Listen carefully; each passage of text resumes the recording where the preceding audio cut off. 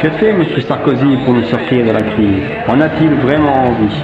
La crise a pour origine l'accumulation de richesses de façon démesurée d'un très petit nombre de personnes.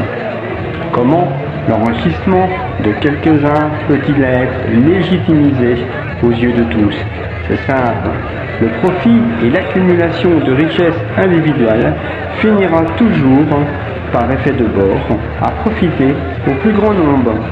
C'est l'idéologie néolibéralisme. D'où le thème de la campagne de notre président. Travailler plus pour gagner plus. Mais également le thème du bouclier fiscal. Personne ne doit payer plus de 50% d'impôts. Mais ce qui est vrai lorsque l'on gagne le SMIC ne l'est plus forcément lorsque l'on gagne 20 années, 30 années, voire 400 années de SMIC.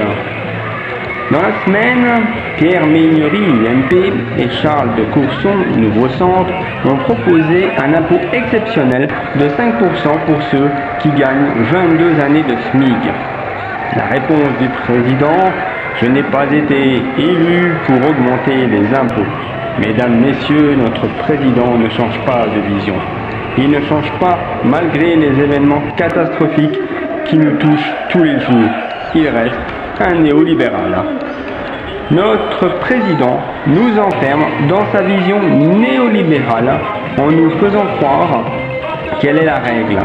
Mais nous ne voulons pas de sa règle. Regardez, Total, Continental, les banquiers et leurs primes. Il faut casser le profit, car la recherche du profit maximum est en train de détruire notre économie.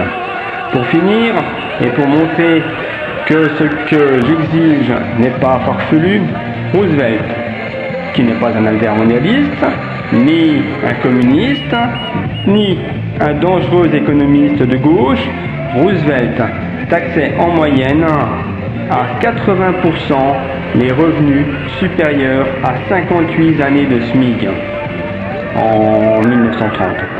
Je souhaite juste revenir à cela.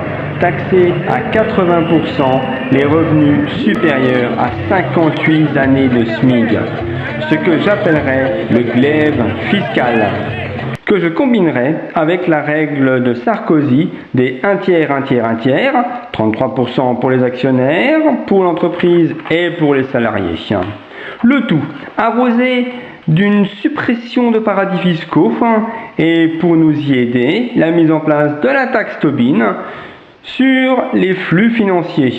Pour nous sortir de la crise et nous libérer des néolibéraux dont Sarkozy fait partie, pour résumer, le glaive fiscal, 80% d'impôts si les revenus supérieurs à 58 années de SMIC, ce qui représente au bas mot 770 000 euros par an, la règle des 1 tiers, la suppression des paradis fiscaux et la mise en place de la taxe Tobin. Voilà, bonne journée à tous!